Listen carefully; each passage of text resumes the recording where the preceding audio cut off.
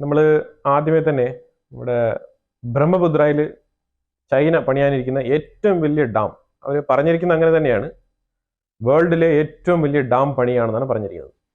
പക്ഷെ ബേസിക്കലി ഞാൻ ഇതുമായിട്ട് ബന്ധപ്പെട്ട് ഒരു 4-5 റിസർച്ച് പേപ്പറുകൾ എടുത്ത് ഞാൻ വായിച്ചായിരുന്നു. ഇവർ 2010 ഇത് ആദ്യമായിട്ട് ഇവർ പ്രപ്പോസ് ചെയ്തത്. ചൈന ഈ ഒരു പ്രോജക്റ്റ് പ്രപ്പോസ് ചെയ്തല്ലാണ്ട് ഇത് ഒരുപാട് പേര് ഇതിനകത്ത് പറഞ്ഞിരിക്കുന്നത് ഇങ്ങനെ ഒരു ഡാം ആ ഒരു സ്ഥലത്ത്, അത് ചൈന ഇപ്പൊ പറഞ്ഞിരിക്കുന്ന ആ ഒരു സ്ഥലത്ത്, അതായത് ഈ ബ്രഹ്മപുത്ര ഇങ്ങനെ ഇറങ്ങി വന്ന് ടിബറ്റിലൂടെ ഇങ്ങനെ കടന്നു വന്ന് ഇന്ത്യക്കുള്ളിൽ അരുണാചൽ പ്രദേശിൽ കയറുന്ന ആ ഒരു സ്ഥലത്ത് വരുമ്പോഴത്തേക്കും ഒരു യു ടേൺ എടുക്കുന്നുണ്ട്. ആ യു ടേണിന്റെ ഭാഗത്ത് തൊട്ട് മുമ്പായിട്ടാണ് ഈ ഒരു ഡാം ഇവർ പണിയുന്നത്. ഇത് ശരിക്കും പറഞ്ഞാൽ അവിടെ ഈ ടെക്ടോണിക് പ്ലേറ്റ്സ് എന്ന് പറഞ്ഞു കഴിഞ്ഞാൽ ഇത് ടെക്ടോണിക് പ്ലേറ്റ്സ്, ഈ പ്ലേറ്റുകളെ കുറിച്ച് ധാരണയുള്ള ഈ ഒരു ജിയോഗ്രഫിക്കൽ കുറച്ച് പഠിച്ച ആൾക്കാർക്ക് അറിയാൻ പറ്റും. ഈ ഒരു പ്ലേറ്റ്, അതായത് ഈ ഹിമാലയം എന്ന് പറയുന്ന ഒരു പർവ്വതം നിൽക്കുന്നത് തന്നെ 2 ടെക്ടോണിക് പ്ലേറ്റുകളുടെ കൂട്ടിച്ചേരലിൽ ഒരു ഇടിയിൽ ഒരു കൂട്ടിമുട്ടലിൽ ഉണ്ടായ ഒരു മൗണ്ടൻ ആയിട്ടാണ് ഇത് കരുതപ്പെടുന്നത്.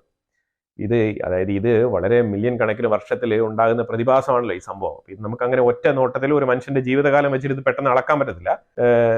ചില വിഷയങ്ങൾ നമ്മുടെ ചിന്തയ്ക്ക് അതീതമാണ്. അതായത് ഫോർ എക്സാമ്പിൾ ഒരു 20 ലക്ഷം എന്ന് ഞങ്ങൾ പറയാം. പക്ഷെ 20 ലക്ഷം എന്ന് പറയുമ്പോൾ നമ്പറായിട്ട് നിങ്ങൾ ഇങ്ങനെ കൗണ്ട് ചെയ്ത് പോകുമ്പോഴത്തേക്കും 20 ലക്ഷം കൗണ്ട് ചെയ്യാൻ എത്ര സമയം എടുക്കും? പക്ഷെ 20 ലക്ഷം എന്ന് പറയുമ്പോൾ നമ്മൾ പെട്ടെന്ന് അങ്ങ് പറഞ്ഞു പോകും. പക്ഷെ അത് ഇരുന്ന് നമ്മൾ കൗണ്ട് ചെയ്യുന്നു. ഫോർ എക്സാമ്പിൾ ഞാൻ 20 ലക്ഷം കോയിൻസ് നിങ്ങളുടെ കയ്യിൽ തന്നിട്ട് 20 ലക്ഷം കൗണ്ട് ചെയ്യാൻ പറയുകയാണ്, എത്ര ടൈം എടുക്കും? അപ്പൊ അതുപോലെ ചില കാര്യങ്ങൾ നമുക്ക് പെട്ടെന്ന് ചെയ്തെടുക്കാൻ പറ്റത്തില്ല. അതുപോലെ തന്നെ ഈ നമുക്ക് പെട്ടെന്ന് നമ്മുടെ മൈൻഡിൽ തിട്ടപ്പെടുത്താൻ പറ്റാത്ത കാര്യമാണ് ഇതേപോലത്തെ ഈ ടെക്ടോണിക് പ്ലേറ്റ്സുകൾ ഇങ്ങനെ കൂട്ടിച്ചേർന്ന് ഈ ഹിമാലയ പർവ്വതം ഉണ്ടാകുക എന്ന് പറഞ്ഞു കഴിഞ്ഞാൽ അത് പെട്ടെന്ന് അങ്ങനെ നമുക്ക് സാധാരണക്കാർക്ക് പെട്ടെന്ന് ചിന്തിക്കാൻ പറ്റത്തില്ല. പക്ഷെ അതങ്ങനെ തന്നെയാണ്. അങ്ങനെ പണ്ട് ഈ പാൻജിയ എന്ന് പറഞ്ഞ പ്ലേറ്റും കാര്യങ്ങളൊക്കെ ഉണ്ട്. ഒരുപാട് സയന്റിഫിക് റിസർച്ചിൽ ഒരു ജിയോഗ്രഫിയിൽ കുറച്ച് പഠിക്കാനുണ്ടാവും ആ കാര്യങ്ങൾ. അപ്പൊ അങ്ങനെ ആ ഭാഗം ശരിക്കും പറഞ്ഞാൽ നിരന്തര ഭൂചലനം രേഖപ്പെടുത്തുന്ന സ്ഥലങ്ങളാണ് ആ ഒരു ഏരിയ എന്ന് പറയുന്നത്.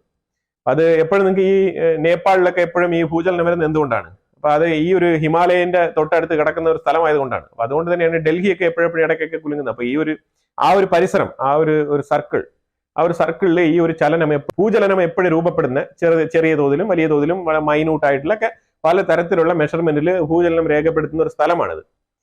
അപ്പൊ അതുകൊണ്ട് തന്നെ അവിടെ ഒരു ഡാം എന്ന് പറയുമ്പോഴത്തേക്കും അത് പ്രാക്ടിക്കലി അതിന്റെ ജിയോളജിക്കൽ സ്റ്റഡിയൊക്കെ നടത്തി കഴിഞ്ഞാൽ അവിടെ സ്ഥാപിക്കാൻ വലിയ ബുദ്ധിമുട്ടാണെന്നാണ് വിദഗ്ധർ അഭിപ്രായപ്പെടുന്നത്.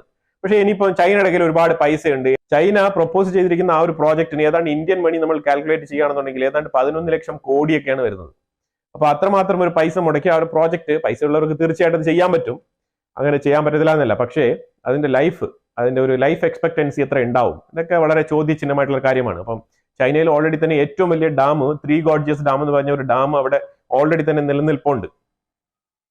അത് തന്നെ എപ്പോഴും ഇടയ്ക്കിടയ്ക്ക് അവിടെ മഴ വരുമ്പോഴൊക്കെ ചെറിയ ഭീഷണി ഉയർത്തുന്ന തരത്തിലാണ് ആ ഒരു ഡാമൊക്കെ ഉള്ളത്. അപ്പൊ അതിനെക്കുറിച്ച് പല സംസാരങ്ങളും പല രീതിയിലുള്ള വാർത്തകളും ഇടയ്ക്കൊക്കെ ന്യൂസിലൊക്കെ വരാറുണ്ട്. അപ്പൊ അങ്ങനെ ആ ഒരു ഡാമിൽ നിന്ന് അവർ ഏതാണ്ട് 90 മില്യൺ മെഗാവാട്ട് ഇലക്ട്രിസിറ്റിയാണ് അവർ ഉൽപ്പാദിപ്പിക്കുന്നത്.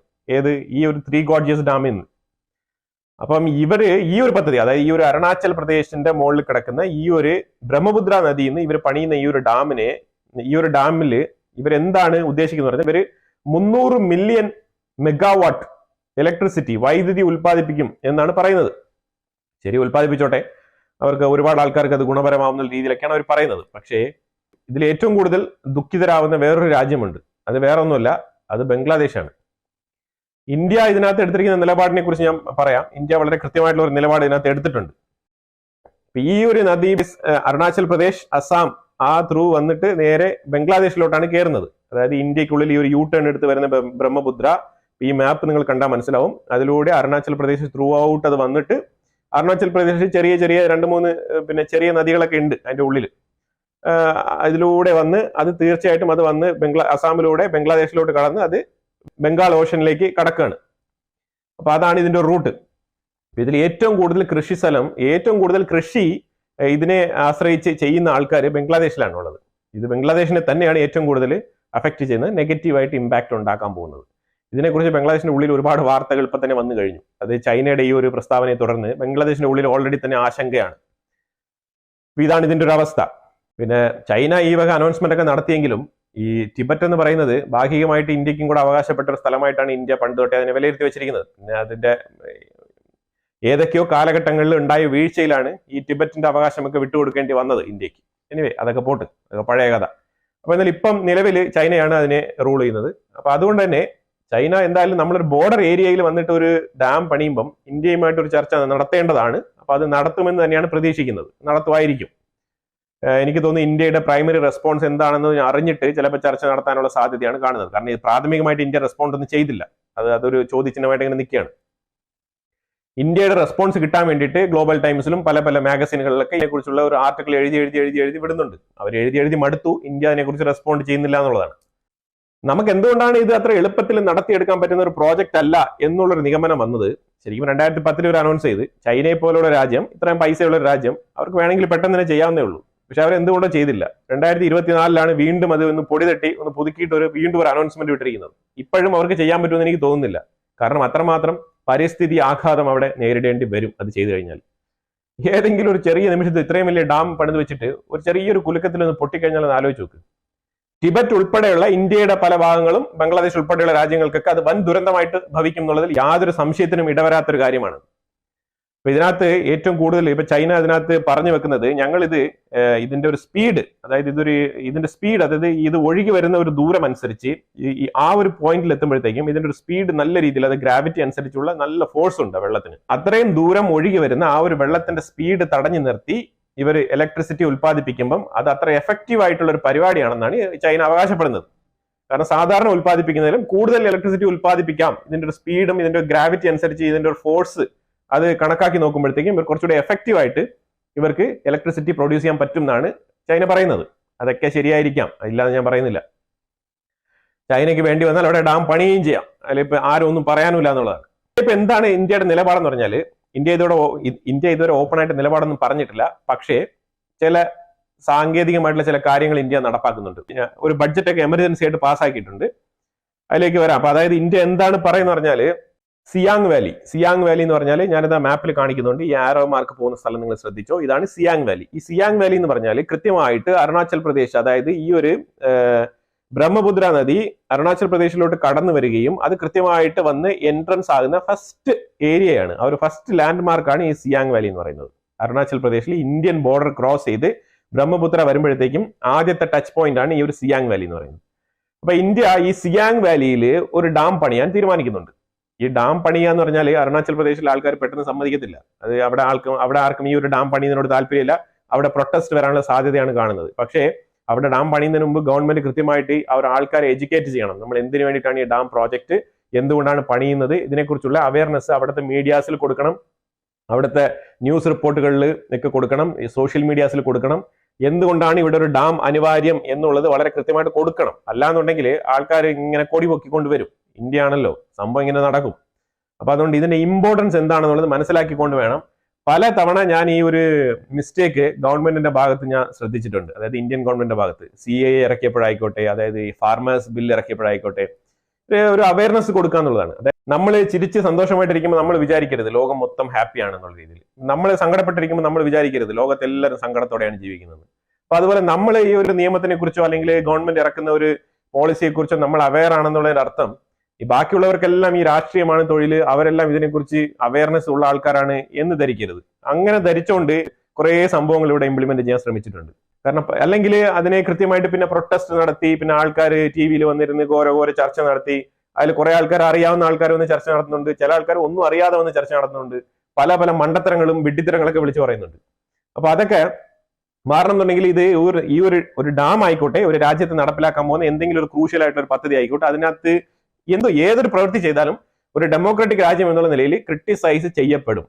ആ ക്രിട്ടിസൈസ് വളരെ പോസിറ്റീവായിട്ട് എടുക്കാനുള്ള മൈൻഡ് സെറ്റ് ഉണ്ടാവണം. അപ്പൊ ഇങ്ങനെ ഈ ഒരു ഡാം വരുമ്പോഴത്തേക്കും ആ ഡാമിന്റെ പ്രത്യേകത എന്താണ്, എന്തുകൊണ്ടാണ് ഇന്ത്യ ഇത്രയും നാളും ഇല്ലാണ്ട് ഇപ്പൊ അവിടെ ഒരു ഡാം ഇപ്പൊ പ്രപ്പോസ് ചെയ്യുന്നതിനെ കുറിച്ച് കൃത്യമായിട്ടുള്ള ഒരു എക്സ്പ്ലനേഷൻ അറ്റ്ലീസ്റ്റ് ആ ഒരു അരുണാചൽ പ്രദേശിൽ ജീവിക്കുന്ന ആൾക്കാർക്കെങ്കിലും കൊടുക്കേണ്ടതാണ്. അറ്റ്ലീസ്റ്റ് ലീഫ്ലെറ്റ് എങ്കിലും അടിച്ചു കൊടുക്കുക. അരുണാചൽ പ്രദേശിന്റെ ഇൻസൈഡ് ന്യൂസ് എടുത്ത് വായിക്കുമ്പോൾ നമുക്ക് മനസ്സിലാക്കാൻ പറ്റുന്നത് ആ ആൾക്കാർ ഡാം പണിത് കഴിഞ്ഞാൽ അവർ പ്രൊട്ടസ്റ്റ് ചെയ്യും എന്നാണ് എനിക്ക് മനസ്സിലായത്. അപ്പൊ അവിടെ ഒരു മാസ് ആയിട്ടുള്ള ഒരു പ്രൊട്ടസ്റ്റ് വരുന്നതിന് മുമ്പ് പറഞ്ഞ ഇങ്ങനെ ചെറിയ പ്രൊട്ടസ്റ്റ് എവിടെയെങ്കിലും ഉണ്ടാകുന്നുണ്ടെങ്കിൽ അതിനെ പിന്താങ്ങിയിട്ട് കുറെ ആൾക്കാർ പോകും, കുറെ ചില്ലറ പൊളിറ്റിക്കൽ പാർട്ടീസ് എല്ലാം പോയി ചേർന്ന് നിന്നിട്ട് അങ്ങ് നല്ല രീതിയിൽ പ്രൊട്ടസ്റ്റ് കൊഴിപ്പിക്കും. പിന്നെ വിഷയത്തിന്റെ കാതലും വിഷയം ശരിയാണോ തെറ്റാണോ എന്നുള്ള രീതിയിൽ ഒരു നിലപാടും നമുക്ക് മനസ്സിലാക്കാൻ പറ്റത്തില്ല. എന്തായാലും കണ്ണും അടച്ച് കുറെ ആൾക്കാർ അതിനെ അങ്ങ് എതിർക്കും, പിന്നെ കുറെ ആൾക്കാർ പാർട്ടി ആവും, പിന്നെ പൊളിറ്റിക്സ് ആവും, ചേരി തിരിയും, പിന്നെ പല രീതിയിലൊക്കെ ആവും കാര്യങ്ങൾ. അപ്പൊ അതുകൊണ്ട് ഗവൺമെന്റ് ഇതിനെക്കുറിച്ച് ഡീറ്റെയിൽ ആയിട്ടുള്ള സ്റ്റഡി നടത്തി അവിടുത്തെ ആൾക്കാരെ എഡ്യൂക്കേറ്റ് ചെയ്തിട്ട് വേണം ഈ ഒരു ഡാമിന്റെ പ്രപ്പോസലുമായിട്ട് അങ്ങോട്ട് പോകാൻ. എന്തായാലും ഈ ഒരു ഡാം, സിയാങ് വാലിയിൽ ഒരു ഡാം പണിയാനുള്ള പ്രപ്പോസലിനുള്ള ഫണ്ട് സെൻട്രൽ ഗവൺമെന്റ് അലോക്കേറ്റ് ചെയ്തിരിക്കുകയാണ്. ലാസ്റ്റ് കപ്പിൾ ഓഫ് ഡേയ്സിൽ ഇത് അലോക്കേറ്റ് ചെയ്തതാണ്. ഈ ബ്രഹ്മപുത്ര ഡാമിനെ കുറിച്ചുള്ള 3 ദിവസങ്ങൾക്ക് മുമ്പ് ഈ ചൈന ഇതിന്റെ പ്രപ്പോസൽ വീണ്ടും ഇങ്ങനെ ഉയർത്തി വെച്ചതിന് ശേഷം ഇന്ത്യൻ ഗവൺമെന്റ് ആ സിയാങ് വാലിയിൽ ഒരു ഡാം പണിയാൻ വേണ്ടിയിട്ടുള്ള പദ്ധതി ഒരുക്കിയിരിക്കുകയാണ്. ഈ സിയാങ് വാലിയിൽ ഒരു ഡാം വരുന്നത് കൊണ്ടുള്ള ഗുണം എന്ന് പറഞ്ഞാൽ, അഥവാ ചൈന അവിടെ ഡാം പണിയുന്നു, ഡാം പണിയുന്നില്ല, എന്തും ആയിക്കോട്ടെ, അത് നമ്മളെ ബാധിക്കുന്ന വിഷയമേ അല്ല. പക്ഷെ ഡാം അഥവാ ചൈന അവിടെ പണിയാണെന്നുണ്ടെങ്കിൽ അതിൽ നിന്ന് എന്തെങ്കിലുമൊക്കെ ഒരു പ്രശ്നങ്ങൾ സംഭവിച്ചു കഴിഞ്ഞാൽ, ചിലപ്പോൾ ചൈന പെട്ടെന്ന് അവിടെ ഫ്ലോ കൂട്ടുന്നു വെള്ളത്തിന്റെ, ചൈന പെട്ടെന്ന് വെള്ളം കൂടുതൽ തുറന്നു വിടുന്നു, അല്ലെങ്കിൽ ചൈന കുറച്ച് തുറന്നു, ഇതൊക്കെ പല സംഭവങ്ങളെ സംഭവം. കുറച്ച് കഴിഞ്ഞാൽ പ്രശ്നമില്ല, പക്ഷെ കൂടുതൽ വന്നു കഴിഞ്ഞാൽ പ്രശ്നമാണ്. അപ്പൊ അങ്ങനെയുള്ള സാഹചര്യത്തിൽ ഒരു 70% ചൈനയുടെ ആ ഒരു വലിയ ഡാമിന്റെ ഒരു ആഘാതത്തെ നമുക്ക് ചെറുക്കാൻ പറ്റും. അപ്പൊ അതാണ് ഈ ഒരു ഡാമിന്റെ ഒരു ഇമ്പോർട്ടൻസ്. അപ്പൊ അതുകൊണ്ട് അവിടെ ഒരു ഡാം അനിവാര്യമാണ്, അത് പണിഞ്ഞേ പറ്റൂ. ഇല്ലെങ്കിൽ ഇങ്ങനെ ഒരു ത്രെട്ട് നമ്മുടെ തലയ്ക്ക് മുകളിൽ നിൽക്കുമ്പോഴത്തേക്കും നമുക്ക് ചെറിയ 10 പേരായാലും 5 പേരായാലും Indian citizens means Indian citizen ആണ്. അപ്പൊ ഇന്ത്യൻ സിറ്റിസനെ പിന്നെ പ്രൊട്ടക്ട് ചെയ്യാനുള്ള എല്ലാ റൈറ്റ്സും സെൻട്രൽ ഗവൺമെന്റിന് ഉണ്ട്. അതിനെക്കുറിച്ച് ആ ചുറ്റുപാടുള്ള ആൾക്കാരെ എഡ്യൂക്കേറ്റ് ചെയ്ത് അവിടെ ഡാം പണിയുക എന്നുള്ളതാണ്. സിയാങ് വാലി ഡാമിന്റെ പ്രോജക്റ്റായി, സിയാങ് വാലി ഡാമിന്റെ ബഡ്ജറ്റുമായി, ഫണ്ട് അലോക്കേഷനും ആയിട്ടുണ്ട്. വർക്ക് ഇതുവരെ സ്റ്റാർട്ട് ചെയ്തിട്ടില്ല. ഇതാണ് അതിന്റെ ഒരു സ്റ്റേജ്. അപ്പൊ ഇതിൽ നിന്ന് ക്ലിയർ ആയിട്ട് ഇന്ത്യയുടെ ഒരു മെസ്സേജ് എന്താണെന്ന് പറഞ്ഞാൽ, തൽക്കാലം ചൈനയുമായിട്ട് ഒരു എടുപിടിക്കോ അല്ലെങ്കിൽ ചൈനയുമായിട്ട് ഒരു വാദത്തിനോ തർക്കത്തിനോ ഒന്നും ഇന്ത്യ പോകുന്നില്ല എന്നുള്ളതാണ്. കാരണം ഇതിൽ ഏറ്റവും കൂടുതൽ അഫക്ട് ചെയ്യപ്പെടാൻ പോകുന്നത് ബംഗ്ലാദേശിനാണ്. നമ്മൾ ഇന്ത്യക്കാർ ഇപ്പൊ പോയിട്ട് അതിനെ എതിർത്തുകൊണ്ട് വലിയ പരിപാടിയൊന്നും നടത്തേണ്ടതില്ല. കാരണം ഒരു കാര്യം ഇതിനകത്ത് ഇതിനോട് ചേർത്ത് തന്നെ ഒരു കാര്യം പറഞ്ഞു വെക്കാം. കാരണം ഇപ്പൊ ചൈനയ്ക്ക് USA നിന്നും 25% താരിഫ് ഇൻക്രീസ് ചെയ്യുമെന്ന് പറഞ്ഞിട്ടുണ്ട്. ഓൾറെഡി ചൈനയുടെ പ്രോഡക്റ്റിന് 10% ടാക്സ് ഉണ്ട് US. അപ്പൊ ഈ ഒരു 25 കൂടെ ചേരുമ്പോൾ എന്തായാലും 35% ചൈനയുടെ പ്രോഡക്ട്സിന് താരിഫ് ആവും. ചൈന അതിനൊരു മറുമരുന്നായിട്ടാണ് ഇന്ത്യ കണ്ടിരിക്കുന്നത്. മാക്സിമം പ്രോഡക്റ്റ് ഇന്ത്യയിൽ ഉത്പാദിപ്പിക്കുക, എന്നിട്ട് ഇന്ത്യയിൽ നിന്ന് കയറ്റുമതി ചെയ്യുക. അപ്പൊ ചൈനയ്ക്ക് അങ്ങനെ ഒരു ടാക്സ് എക്സംഷൻ കിട്ടുകയും ചെയ്യും, ചൈനയുടെ പ്രോഡക്റ്റ് മേളിൽ പോവുകയും ചെയ്യും. ഇന്ത്യക്കും അതുകൊണ്ട് ഗുണം, ചൈനയ്ക്കും അതുകൊണ്ട് കിട്ടിക്കോളും.